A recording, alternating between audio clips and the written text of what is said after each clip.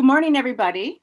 If you are joining us, you are attending the U.S. Holocaust Memorial Museum's Simon Skjodt Center's annual launch of our statistical risk assessment for evaluating and measuring the risk of the possibility of mass killing in this coming year.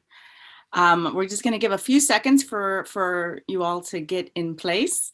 We've had a very good RSVP turnout, so I just want to give a couple more seconds for everybody to join.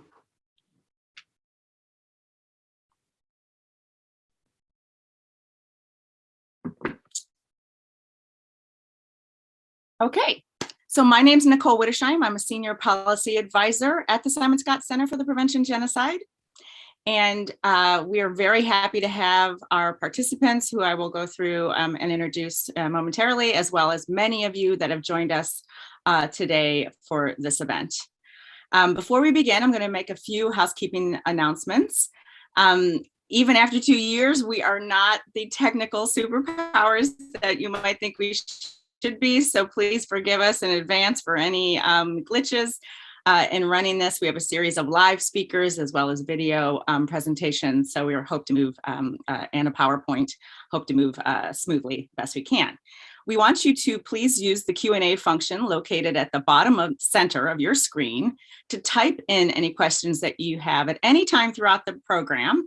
And those will reach our moderator, that's myself, and they will not appear on the main screen, but we have a list running and we will try to get through as many of those. If some of the questions are similar in nature, we might group them together, but we aim to address all the questions in the Q&A period.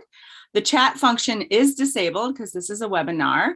And also closed caption is available during the program today. You can turn that on by clicking the CC icon also at the bottom of the screen.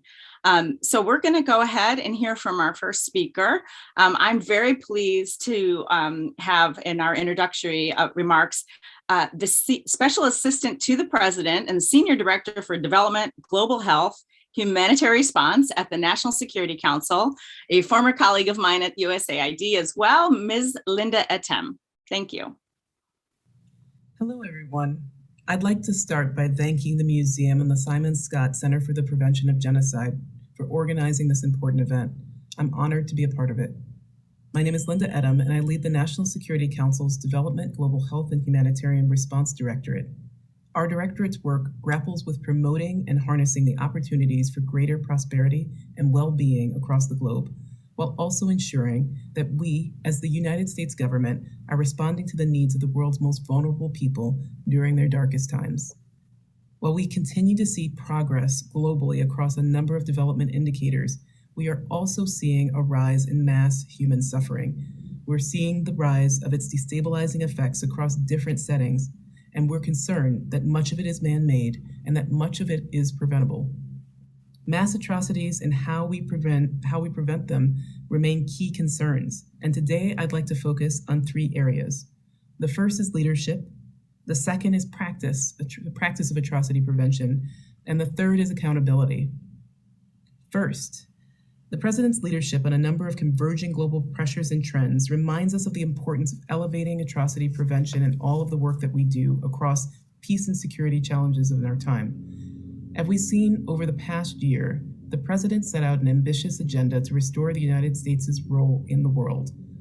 His agenda included defending democracy and advancing human rights, amplifying the voices of women and girls, tackling the climate crisis, and rebuilding alliances and multilateral institutions for shared action. All of this in recognition that these are essential and central to America's enduring security and prosperity. So what does that mean for mitigating the risks of mass atrocities while also addressing these same challenges at the same time? One thing that I have been focused on in my role has been to weave together the links between democracy, state fragility, and atrocity prevention. These all have to go hand in hand with the emerging challenges of our time. What we've seen has in some ways not been surprising. Democratic governance and democratic values offer the best inoculation against atrocities worldwide. But then this leads me to my second point, which is it's not just about leadership in the area and knowing that democratic values and leadership matter. It's also about the work of practicing atrocity prevention. Through the work of the Elie Wiesel Atrocities and Genocide Prevention Act, the Global Fragility Act, and the Women, Peace, and Security Act, we in the US government now have a strong framework of authorities and obligations to drive and to support our work. We are only a few years into the implementation of many of these laws, but the research, advocacy, and lessons learned for all of these areas have been around for decades. And yet, we know that there is much work to be done to transform all of this knowledge into clear and meaningful action on atrocity prevention and genocide prevention as well. Over the last 9 months, the National Security Council has led a whole-of-government process to revitalize U.S. efforts on atrocity prevention. The goal has been to avert catastrophic, generational human, economic, security, and development tolls that mass atrocities actually entail on societies. The goal is also to better institutionalize aspects of prevention and responses through our systems and processes. Our approach seeks to restore the spotlight back on the important goal of atrocity prevention following the retreat from democracy, human rights, and international justice efforts that we've seen over the last several years. Now in 2022, the imperative to prevent and respond to atrocities remains more relevant than ever. As we enter the second year of this administration, we are committed to responding to some of the most dire crises. As we have seen, ongoing human rights and humanitarian crises in Ethiopia, Afghanistan, Burma, and Yemen, just to name a few, and the ongoing repercussions of the COVID-19 pandemic and the rising tide of authoritarianism and democratic backsliding, as well as the acute impacts of climate change on already vulnerable populations, continue to demonstrate the urgency to pursue atrocity prevention and response efforts while weaving them together with these other crises of our time in response with our allies and partners. The Atrocity Prevention and Early Warning Task Force remains in place and continues to work under the auspices of the interagency rubric. It also builds on the work that began under the Atrocity Prevention Board. As a reminder to everyone, the Atrocity Prevention Early Warning Task Force is composed of members of the departments and agencies across the U.S. government, each with a unique set of diplomatic, assistance, economic, defense, and other tools that can be leveraged towards the purpose of preventing mass atrocities and mitigating human suffering. We also have the benefit of 10 years of lessons learned to continue to improve how the U.S. government as a set of institutions functions. Much of this year has been taken up responding to the crises across the globe.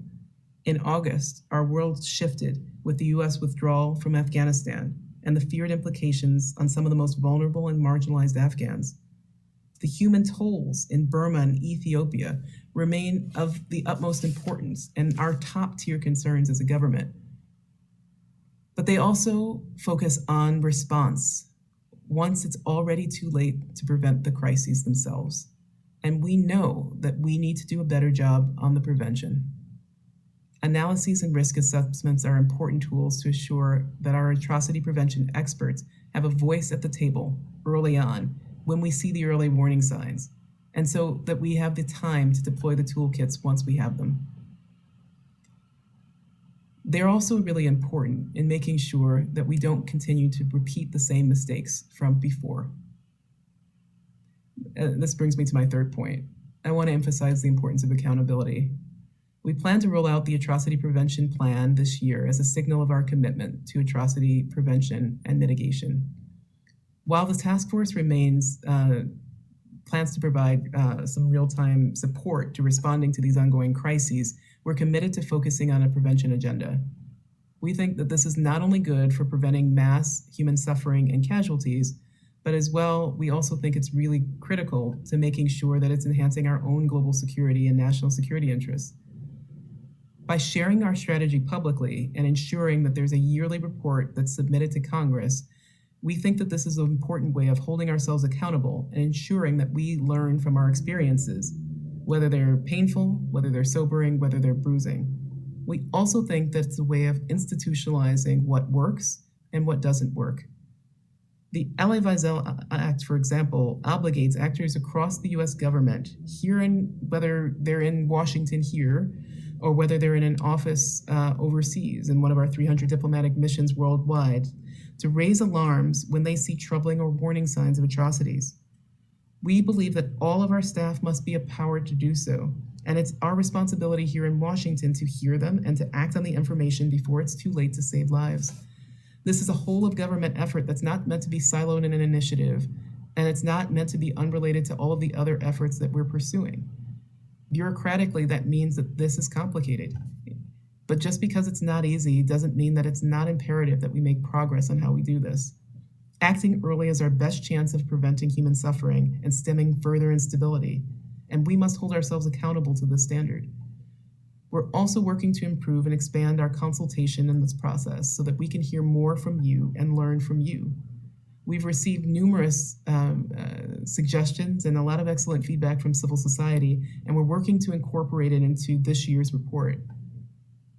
Finally, we must continue to seek justice when prevention fails and mass atrocities do take place. And ending impunity for the worst violations of human rights and atrocities is indispensable, not only to promoting peace and security, but also as a tool of prevention of future atrocities and human suffering itself. With the themes, these three sort of core themes of leadership, right? Making sure that we're paying attention, practicing atrocity prevention and making sure that it's, part of our whole of government response, and accountability, holding ourselves accountable for what we do right, what we do wrong, and making sure that we're constantly iterating and getting better at this work. Through those three aspects that I noted today, I'm confident that we can be better equipped to ensure that never again is not just an aspiration, but results in meaningful and timely action. This is up to all of us, and we're committed to doing our part. Thank you. Thank you, Senior Director Atem. And I think it's important for us to note as we continue with this event today that some of these videos that we received were pre-recorded before the last 24 hours and events unfolding in Ukraine. So I want to make sure that people are aware of that. If you don't hear the current crisis that we see unfolding referenced, it's not because anybody made the decision to not reference it. It's because some of these videos were pre-recorded. We're really grateful that somebody at the National Security Council, as senior as Linda, was able to share extensive remarks and reaffirm the commitment of the current administration on atrocity prevention. So now I will move on to our center's director, Naomi Kikoler, for some short remarks from her. Thank you. Good morning and welcome. Thank you to our distinguished guests for their remarks and their expertise, as well as their support for our early warning project. The U.S. Holocaust Memorial Museum was created to be a living memorial to the victims and survivors of the Holocaust. The Simon Skjodt Center for the Prevention of Genocide is dedicated to confronting contemporary genocide and related crimes against humanity by stimulating global preventive action and catalyzing international responses when they occur. To put this in simple terms, our goal is to try to do for communities today what was not done for Jews during the Holocaust.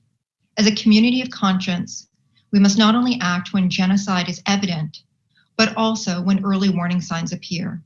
We know that mass killings are not spontaneous and not inevitable. Prevention is not only crucial, but also possible when warning signs are heeded by the international community.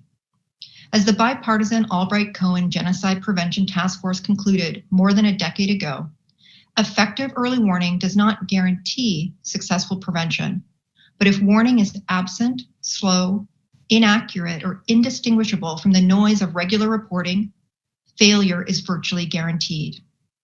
The museum, in partnership with Dartmouth College, developed a quantitative early warning system to identify countries at risk of mass killing.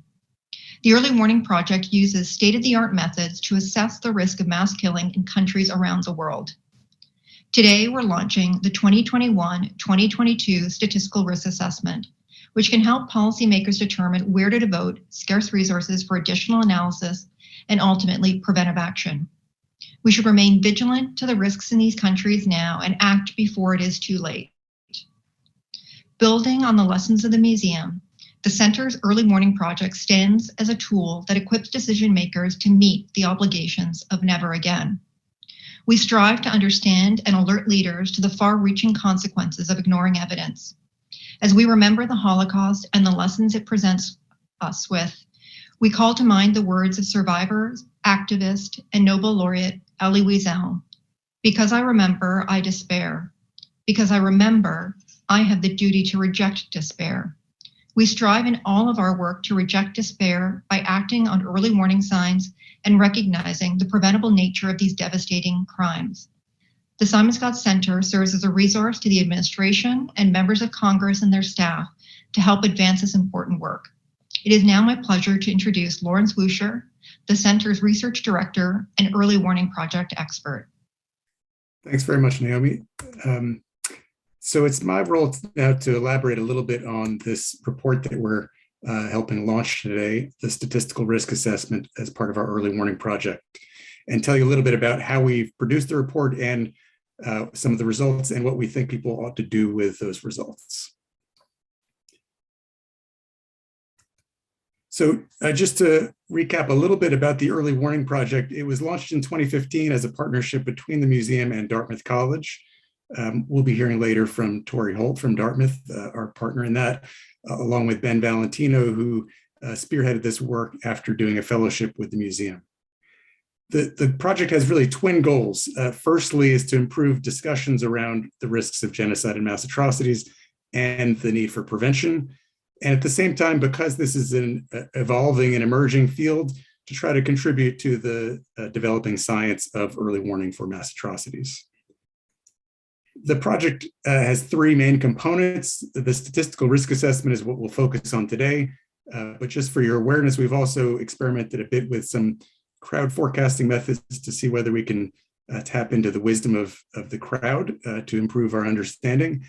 And we conduct more in-depth country assessments, like ones we've done recently on Cote d'Ivoire, Mali, Bangladesh. We're working on one right now on Indonesia, to get at more of the specific drivers and risks within particular high-risk countries. I think as someone dropped in the chat already, you can really learn a lot more about the project at our website, which we revamped a couple of years ago. So I'd urge you to explore there. One of our principles in our work is to try and be as transparent as possible, because much of this similar kind of analysis that's done around the world is done privately, in classified or other discrete ways. And our conviction is that making this public and transparent is actually one of the powers and strengths of this work. So when we're trying to do this global annual statistical risk assessment, our basic question is, which countries around the world today look most similar to countries that have experienced a mass killing in the past, in the year or two before those mass killings began? So the way we do this is try to be as systematic about it as possible and take advantage of the advances in data availability and statistics and machine learning. So we first look back historically and we identify episodes of what we call mass killing. I'll come in a minute to explain what we mean by mass killing and how it relates to these other concepts of genocide and such.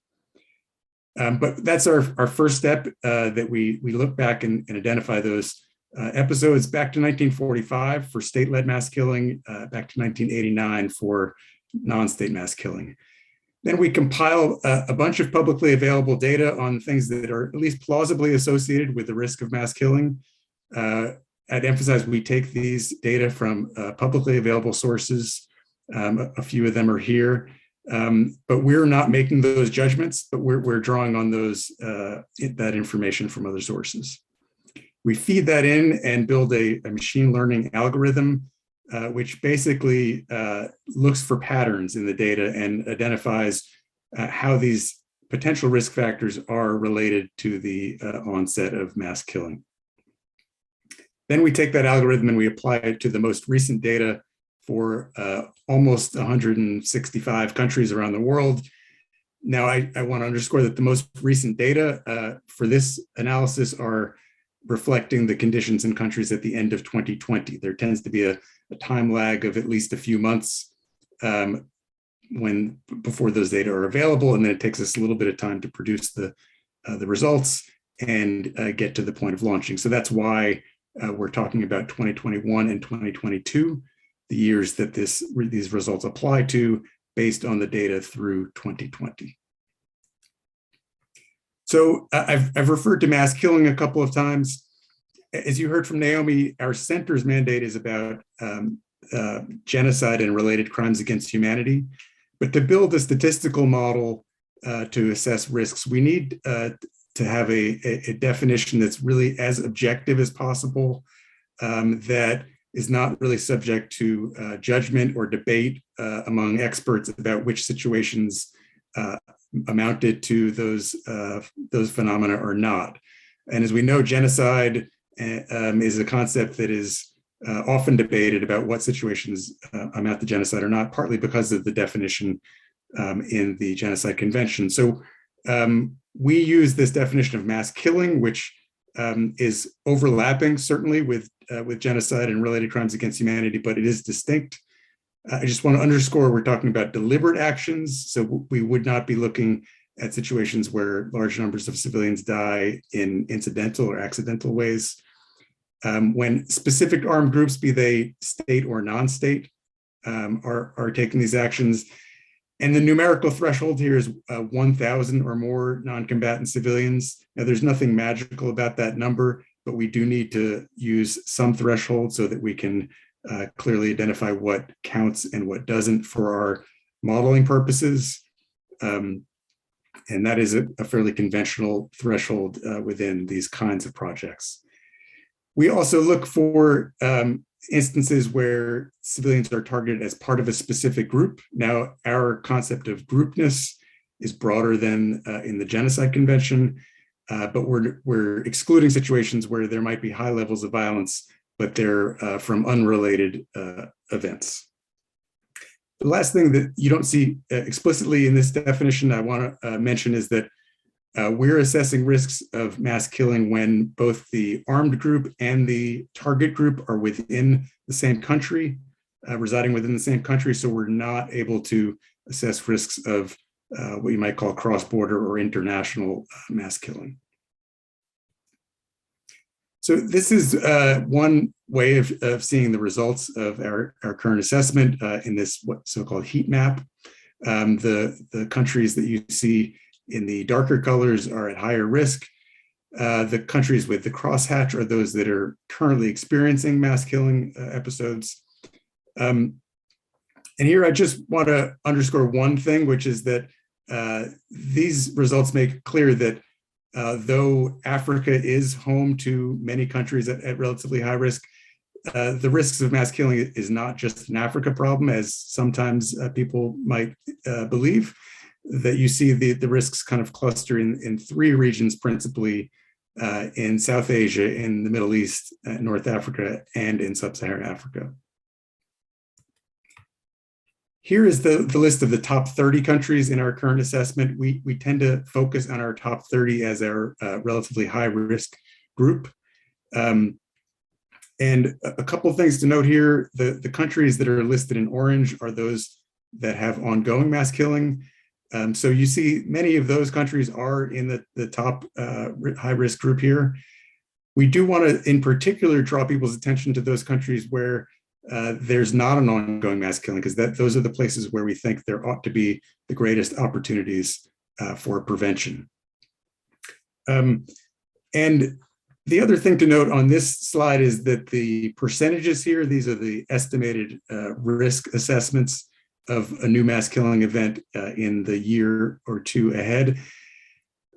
These are relatively small percentages. That reflects the rarity of mass killings. Thankfully, new mass killing events don't occur all that frequently. So even the highest risk countries, chances are they will muddle through in some way without a new mass killing. But that is what you see here.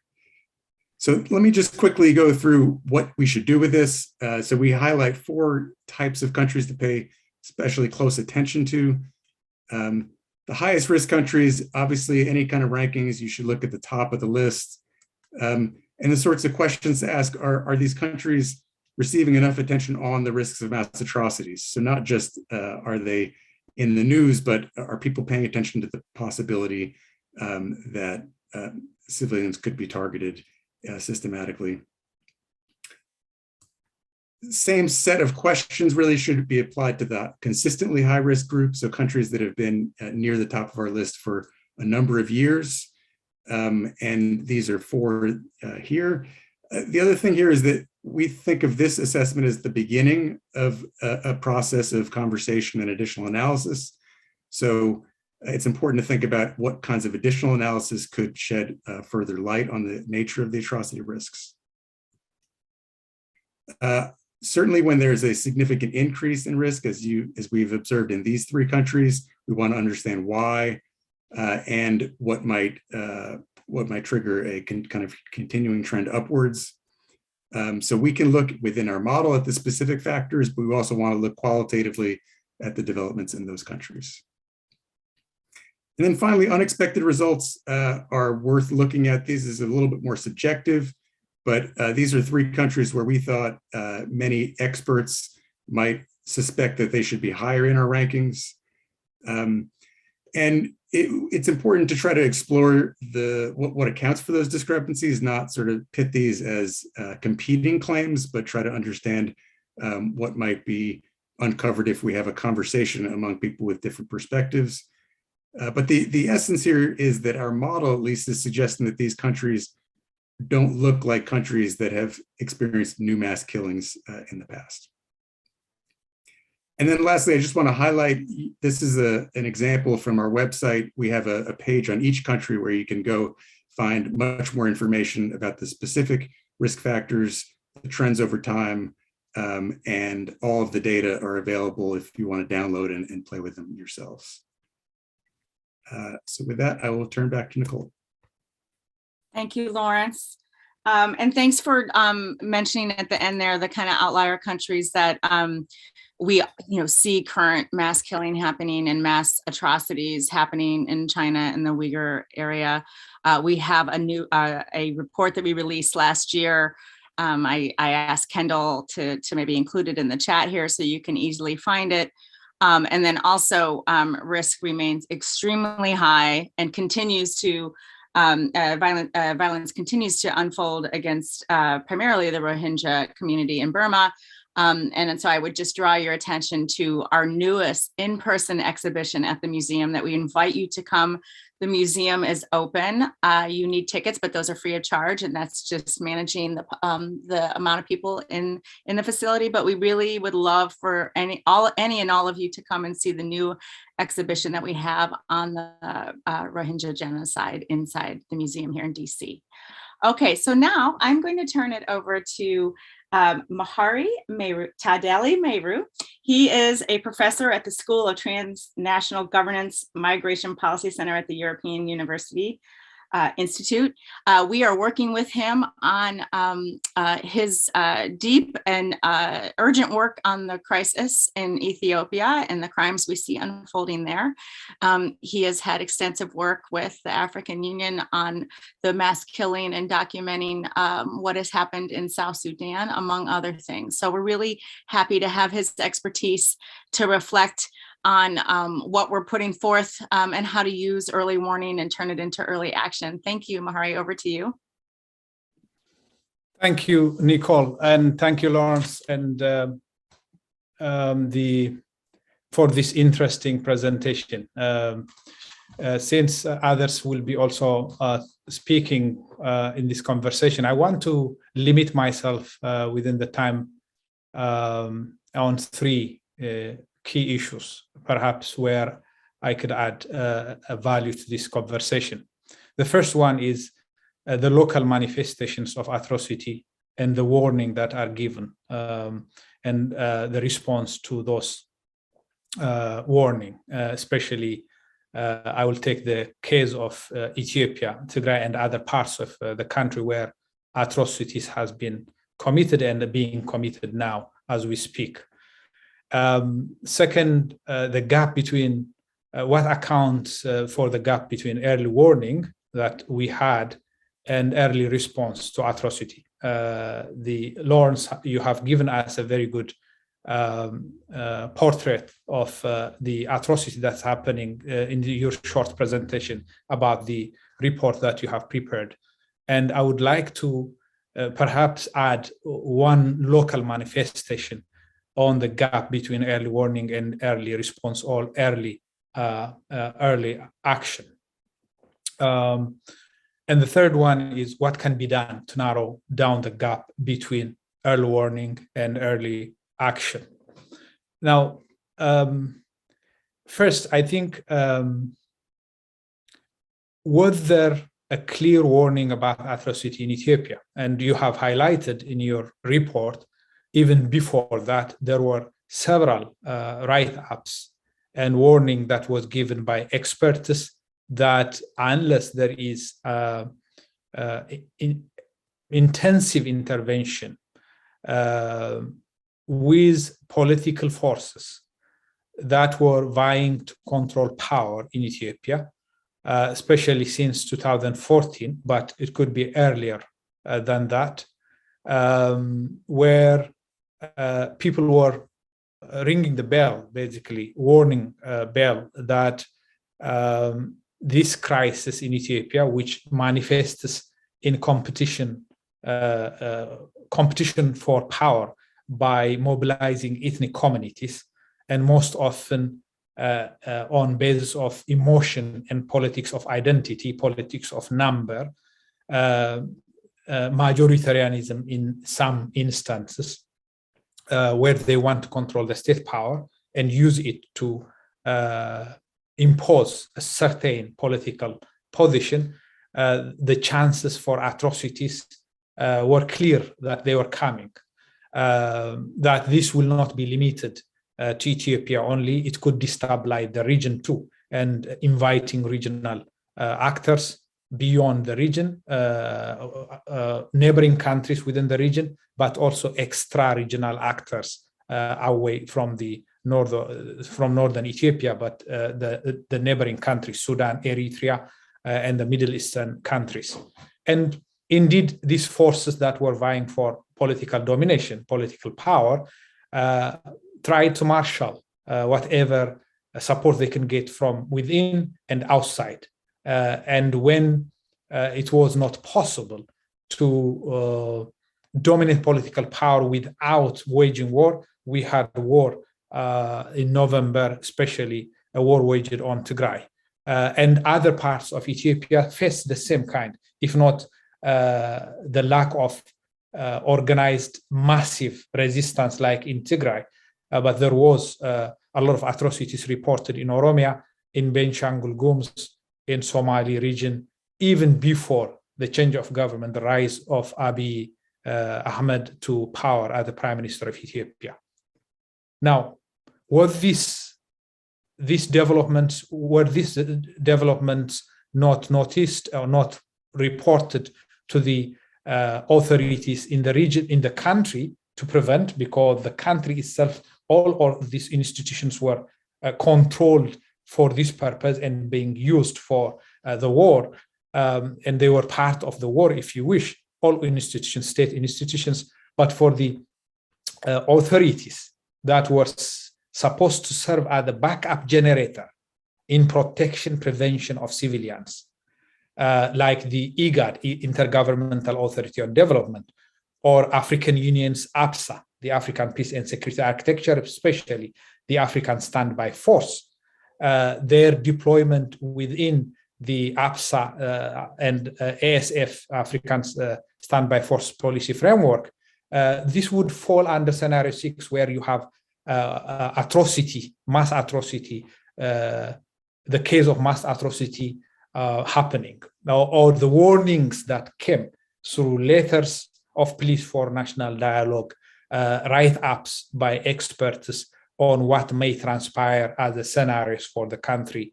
There was sufficient communication, even within the African Union, within IGAD, there were warnings that were given already.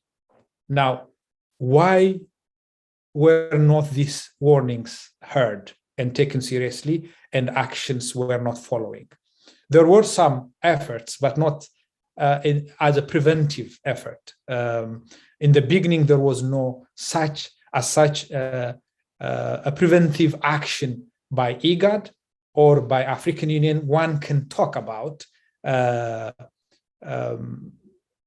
in trying to prevent that. And later on, once the war was also declared and the war was raging, the efforts that were made, an effort by Cyril Ramaphosa at that time, the AU chairperson, he sent invoice for mediation. Once the war actually have reached to main capital in Tigray, Mekelle, and many atrocities had committed, but they were not allowed to visit the region. They were not even allowed to discuss in detail with the government of Ethiopia. The AU didn't insist on making sure that they have a chance to deal with. They were actually told that this war will be, this is not a war, a civil war. It is a law enforcement operation, and it will be over soon. And this will be minor inconvenience for the country, for the region, for the international community, the African Union. It was not. The warnings were clear and the situation was clear, but the international community, the regional actors like IGAD and AU didn't respond as they should. Even if the scenarios, the normative frameworks are clear, the early warning were given, but there was no early response. There was no early action to prevent or to even respond later on. Now, the absence of this action, early action, goes to the leadership crisis we have, lack of strong leadership, but also the capacity of early warning systems to generate political will within states. And this political will is always a function of not only values. Most of the prevention work that is done on mass atrocities, or even prevention in broader terms on conflict prevention, are dependent on value system. And in this case, most of the intervention required would need national interests to be aligned with these values. And Bahari, yes, can I ask you to come to some conclusion points? yes, I in 1 minute then. Okay, I think, okay. So we have a challenge there where early action was not possible because the institutional paralysis in the African Union, where interest always trumps values, geopolitical interest, economic interest of global powers, great powers, but also regional powers and the countries. The second one is the organizational culture. The organizational culture we have with these organizations doesn't easily translate from early warning to early action. Political correctness, selective reception of early warning, and selective intervention in one country against. A good example is South Sudan and Ethiopia, where on South Sudan, the AU, IGAD, responded within 4 or 5 days. You have ministers of foreign affairs reaching in Juba, and the reaction was huge, and you have sustained engagement, a lot of leverage, and which had happened. In the case of Ethiopia, because Ethiopia is a powerful country relative to South Sudan, and the international community was aligned on South Sudan, unlike in Ethiopia, then you have a frozen, even there was no one visit, even if the Peace and Security Council has dozens of communique on South Sudan, but on Ethiopia, it has only 1 or 2 until now, and late. So I will stop here, and later on in question and answer, the remaining points, I will raise them. Thank you, Nicole, and sorry for taking more time. Thank you. I mean, there's so much to say on Ethiopia. We've seen Ethiopia rising on our risk list over the last 5 to 6 years.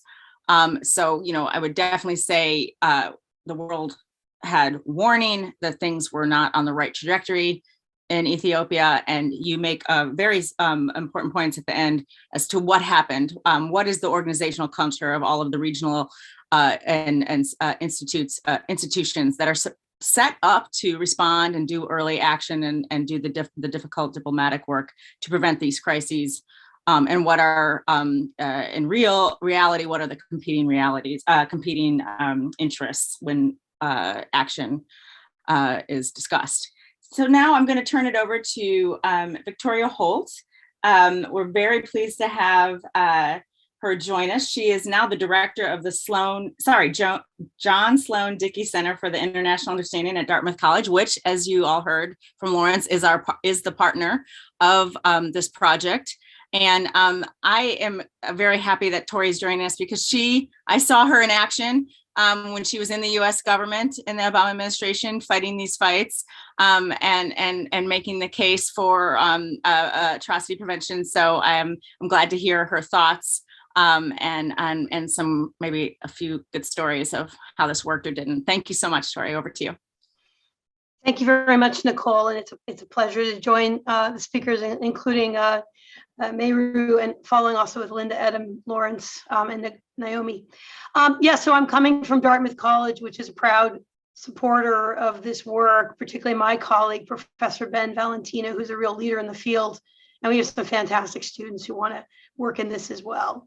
But my observations will be coming, as Nicole suggested, more as a practitioner, policymaker, but also as someone who's done work in this. And I think that the long reach of the Genocide Prevention Task Force, which I was part of, really matters. And if you look at the arc of ideas turning into policy and action, we are still involved in that, but there's been a lot of fantastic work. And I want to congratulate the museum for its consistent, ongoing expertise, knowledge, analysis, and pushing us all to be better. So just 4 or 5 quick observations to kick off a conversation.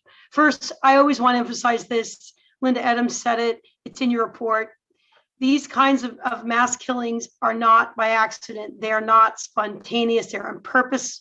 They take organization. They take support. And so to those who would argue, well, you can't figure out where it's going to happen, these kinds of reports put it on the map. Concurrently, the good news is we're not looking at dozens of countries with new episodes of mass killings every year. We're looking at a relatively narrow set of new killings. We know the ones that are going on, and therefore warning really matters. And you can get out ahead of it because the brutality and devastation of this kind of killing has lasting effects over decades. And you could argue it's mostly values, but I would argue it's squarely also in U.S. interests to basically be aware of these and do as much as we can to prevent and respond to them. Early warning is also critical because of the distraction factor. I'll briefly note, we talked to Ambassador Colin Keating when he was chairing the Security Council in the 1990s. He said, I was reading a report on what was happening in Bosnia when my phone rang with news of the Rwandan genocide. So policymakers, and Madeleine Albright talked about this in her support to Genocide Prevention Task Force, there's too much going on. So these kinds of reports are really important, as is the analysis inside governments, international organizations, to put on the map attention to policymakers about what's happening. We did that with the Atrocity Prevention Board. We would have analysis, we'd bring in ambassadors, say, what do you think? Some of them said, thank goodness you're paying attention. Some of them said, get lost, that analysis is wrong, but it made us have a conversation, and that's really important. And that can be really important too when you're already paying attention to a place. Lawrence had mentioned Afghanistan. Afghanistan had huge American attention, counterterrorism, the regional challenges, displacement, but we could have missed the fact of potential mass atrocities there as well concurrently. Also, Mahari mentioned South Sudan. We spent a lot of time looking at South Sudan as a political negotiation, the division between the North and the South when South Sudan became independent, how the new government was being stood up. And we were a bit late in recognizing the internal conflicts that could lead to killing within South Sudan. So these sort of early warning products play a really important role. But as been stated, my next point, early warning does not mean early action, and that is a long-term enterprise. How do you marry up tools to the escalation of violence? A no-fly zone is useless in a place like Rwanda, right? Why? Because it's all being carried out on the ground in close contact. So understanding where you are in the developing conflict, who the actors are, who their motivation is, and how you interrupt that, prevent it, dissuade, and if necessary, coerce that action, takes local understanding and knowledge. It takes leadership, as mentioned. Another example why these lists are important. No one has mentioned Ukraine yet, except to say it's the overnight news. It's not in the report. That's really interesting. And one reason, because Russia's claiming one of their reasons is to go and stop a genocide in Ukraine. Exactly, not happening. Thank you, Museum, for pointing that out. So we need better country-based planning. So where do I go? So what's the next step? Many of the times the US would play a critical role. Early warning is also important to find out who else in the international system, other nations, civil society have links to what's happening on the ground. You can build partnerships, you combine multilateral tools, and you can use nations with long-standing diplomatic ties. Sometimes that just requires American leadership. It may not be us taking the lead, but it may be us calling and saying, this is important. What are you doing? What can we do together? So last couple points, and then I'll turn it back over to Nicole. Unfortunately, the trends of violence against civilians remain extreme. It's not just the refugee and IDP crisis, but it's the kind of violence we see, which is increasingly against civilians, whether it's through proxy wars, non-state actors, the rise of disregard for international humanitarian law and human rights, cyber hybrid warfare.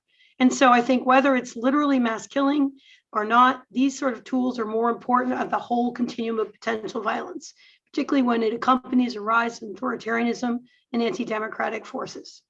But let's point to the architecture. NATO, for example, has a protection of civilian strategy. It has been active, including in training Ukrainian forces, security sector reform on looking at warning signs against potential violence against civilians and how local forces can respond effectively. We don't always think about that as one of the tools, but that kind of work is critical.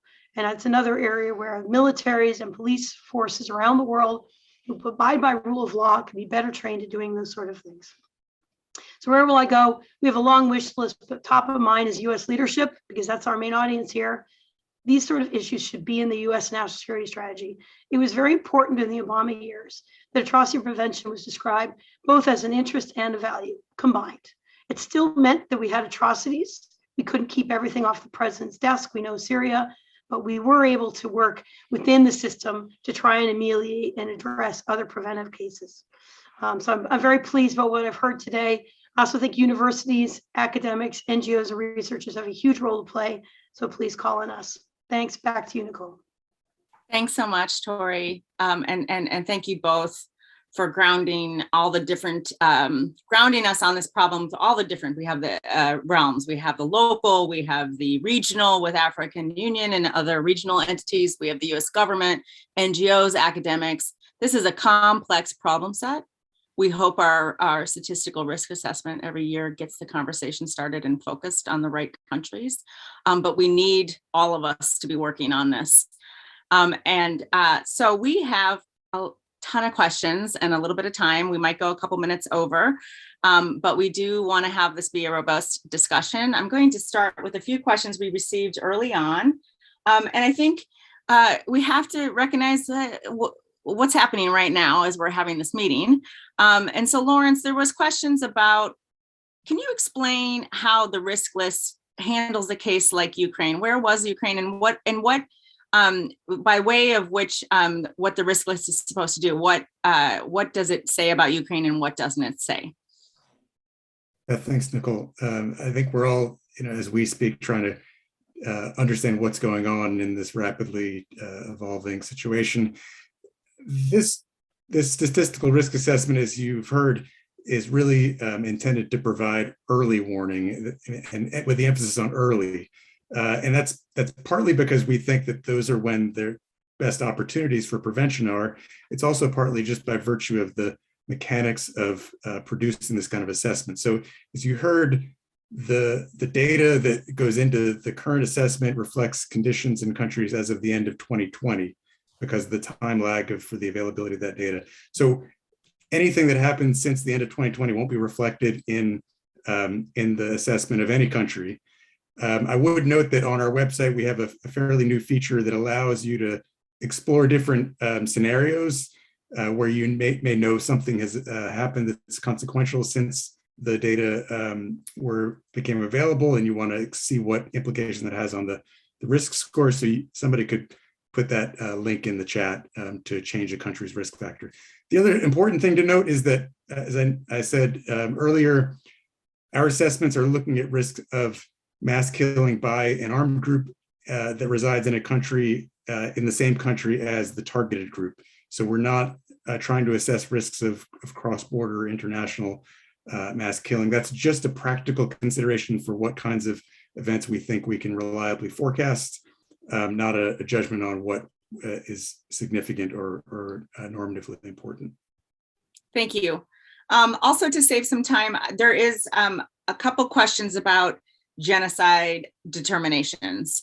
How does the US government determine if a genocide exists or not? Why haven't there been determinations in the case of South Sudan, or yet in Ethiopia or Burma? We did a really good report in the museum with primarily drafted by former US government officials that tracked the entire history and the political nature of genocide determinations in the US government. So we're going to put that in the chat, and also say that when the museum itself and CPG comes to a determination, we try our best to do field research. We try our best to be on the ground and talking to the experts in the affected communities. And so we take that effort super seriously. And right now we have, as everybody does, limitations on going to Ethiopia or going to other places. But so that's where what we can say quickly on genocide determinations. A couple of questions also came in on the political will, which I feel like we're addressing, but maybe not coming at it directly, right? So these are questions of political will often in the case of a given crisis, or in regional institutions, or in high diplomacy. And so any of the tools that you all have seen, whether it be local responses, or the tools that you worked on and saw information, Tori, during your time, and the things that we're observing. Linda mentioned the forthcoming comprehensive strategy on atrocity prevention, but which we're all eagerly awaiting and couldn't be more urgent.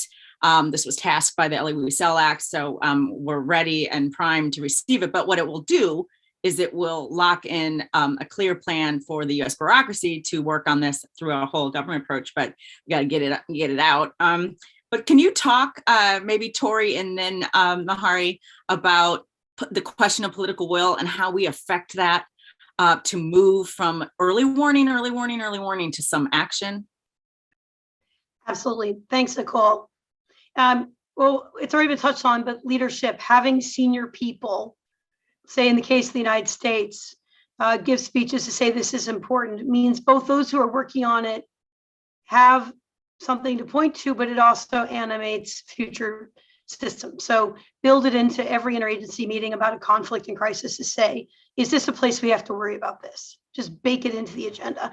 And that's the kind of structural thing you can do if you've got the leadership. It's really important what Congress has done. Passing legislation, asking for strategies is really important. One of the best things they can do to get the executive branch in that conversation going. We embedded this ambition in all kinds of tools that aren't necessarily that public.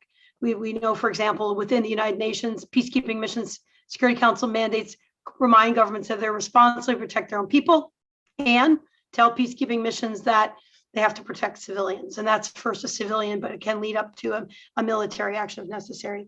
Two other quick points. Such leadership is also important in the international system. And I see a question a bit about fragility, conflict, and violence. It's important to note that the World Bank, for example, has redesigned that it was no longer waiting to go into countries after they're out of conflict, but they're going in earlier. They're going to be working with governments on fragility, and they're going to be paying attention if those governments are taking care of their own people or if they themselves are behind violence. So as you look at large institutions adopting frameworks where people can take a role in prevention of atrocities, that's really important. And I think the same thing for the African Union and ECOWAS. As Mahari's pointed out, their constitutive act for the AU, ECOWAS's protocol, perfect on paper. But where's the leadership? And can the US actually be part of that conversation? Can other governments speak up? Can civil society speak up and call on their leaders to do more? Thanks. Mahari, quickly, do you have a couple points on this question of political will? You talked about competing interests. Yes, I think two things. One, for me, political will is expressed or is a function of the time and energy effort of the leadership and resource allocation, especially resource allocation. It's not about statements and words, statements that come out. If you want to know actually if there is real political will with governments, including the US government. It is about the allocation of resource budget that is allocated for this kind of work, including for early action that is required. How much of the resource is allocated to those kind of actions? I think ultimately it will be, you want to measure states' commitment, you go to see the budget and the amount of money that they allocate. The second point is the crisis of multilateralism. It relates to the current crisis in Ukraine, but beyond that, are they going to fare now? Are we facing serious terminal crisis in institutions that were mandated to deal with this kind of action, to take a lead in bringing actors to act on this kind of situation? These are the two. And it's manifested very well in the African Union. Like I said, on Ethiopia, no one wanted to act. Everyone was paralyzed. The same way, maybe in other places we are facing currently now, that multilateral organization like UN or the African Union or IGAD or ECOWAS are facing the same kind of paralysis. And how to bring them to action is a big question that needs to be explored in detail. Right. I'm going to combine a couple more questions and initially kick this over to Lawrence. Lawrence is the head of our research department in CPG. And so Tori mentioned that we know democracy and democratic structures can inoculate a country or civilian population against mass killing, atrocities, and perhaps even genocide. We've received some questions about the rise of nationalism and authoritarian rule. And does this make stopping atrocities even more complicated? And then also, where does religious freedom and things that we see come manifest in authoritarian countries relate to any of our indicators for early warning? So what do we know about authoritarianism versus democracy and mass killing from the research, the other research that we do at CPG? And then also, how does the model address these type of specific indicators on religious freedom, or a crackdown on freedom of speech or freedom of movement, and indicators of classic authoritarian regimes securing their power hold? Thanks, Nicole. Let me take the second question first. On the model includes indicators on a range of human rights conditions, largely taken from the Varieties of Democracy Project, which is a big academic consortium. So freedom of movement is one that actually ends up having a strong influence in the model, but it's one of many. There are others looking at repression of civil society and differential discrimination against different social groups and the like. And these are important indicators because they can change a bit more year to year. Some of the indicators in our model are things that are relatively slow to change, but sometimes we have more sharp movements on some of these human rights conditions that can really raise a red flag quite clearly that something is happening of significance. I think to the broader question of democracy and authoritarianism, it's a really important one.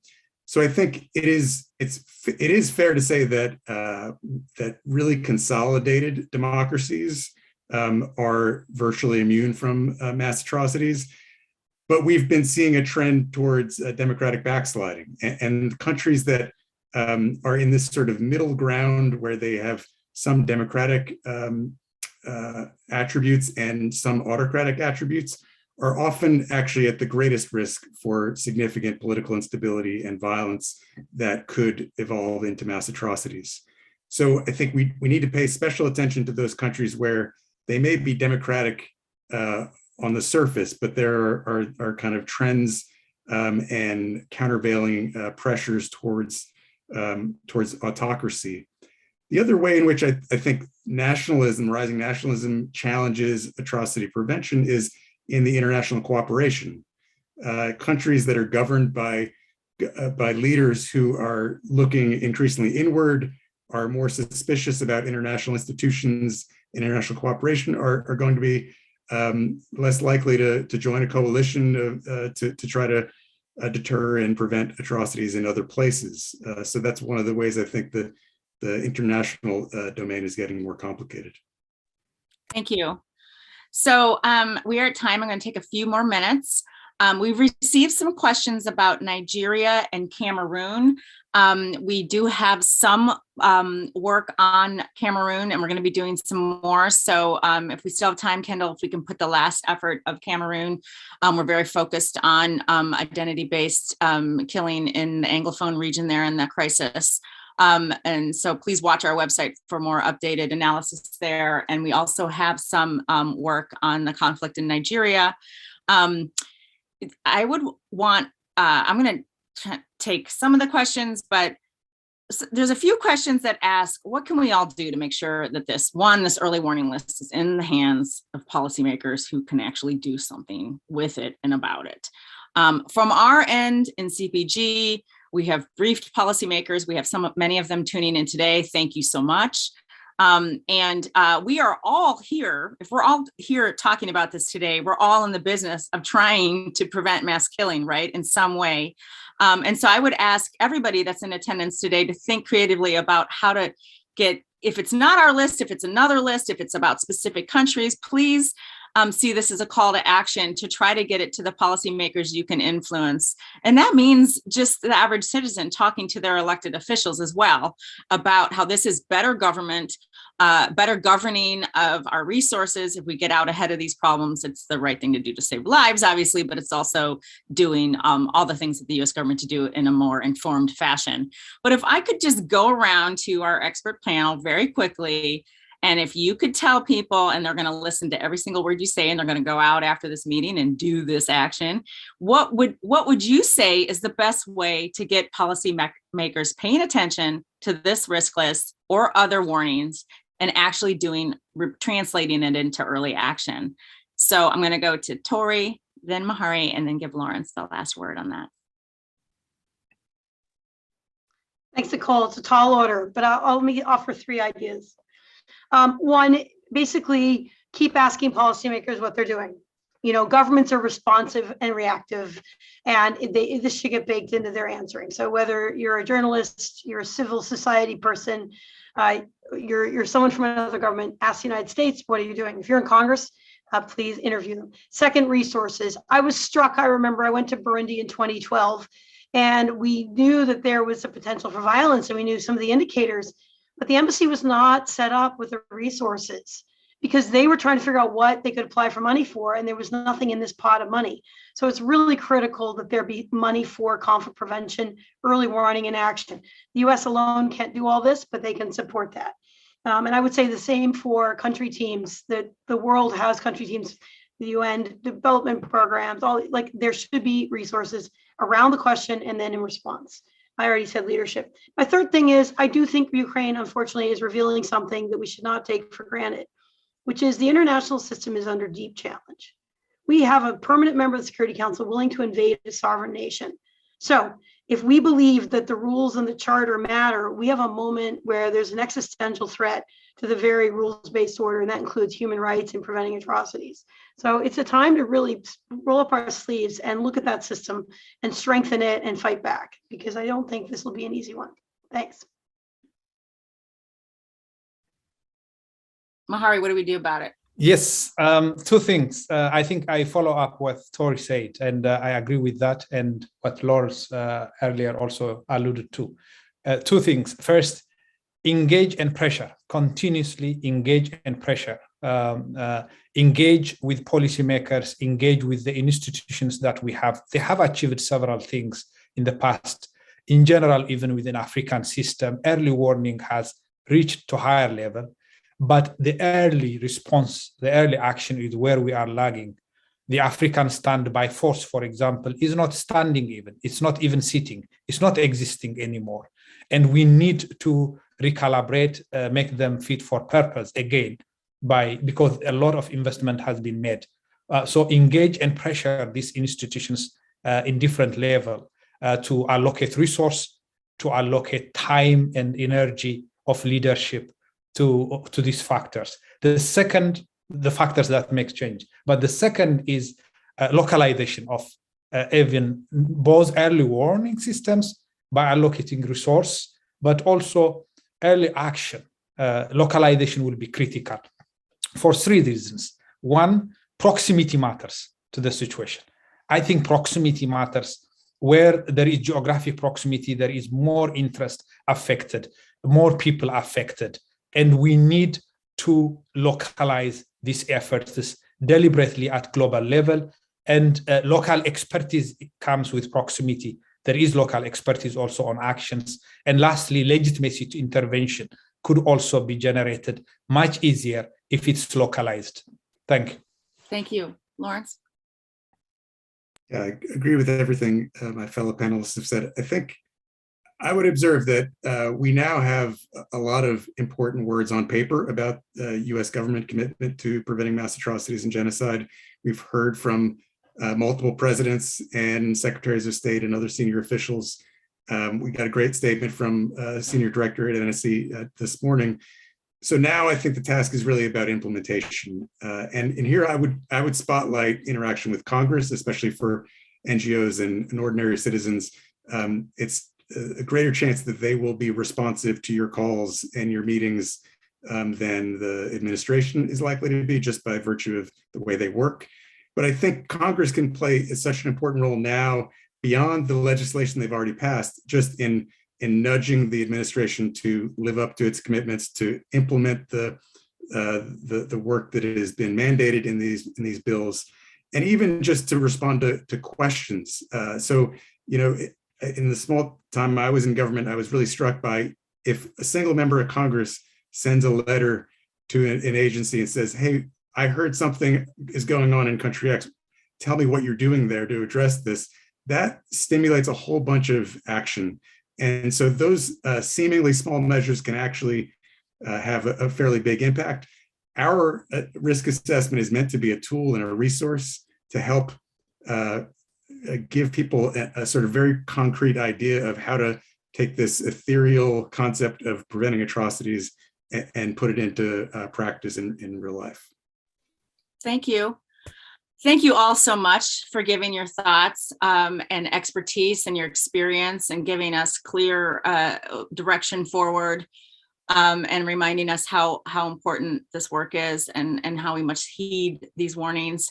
I am so grateful that we had Senior Director Etem's extensive remarks on the record, and for us all to know and call them back on. I also am thankful for the remaining 54 people who are still with us, even though we went over time. I really appreciate that, and the entire team at CPG who's helped not only in Dartmouth help produce this annual report, but also this event today. I would say a couple things. We note the top 5 countries that are at risk of having a new event of mass killing are India, Pakistan, Afghanistan, Yemen, and the Democratic Republic of Congo. So we have our clear direction of which countries to focus on.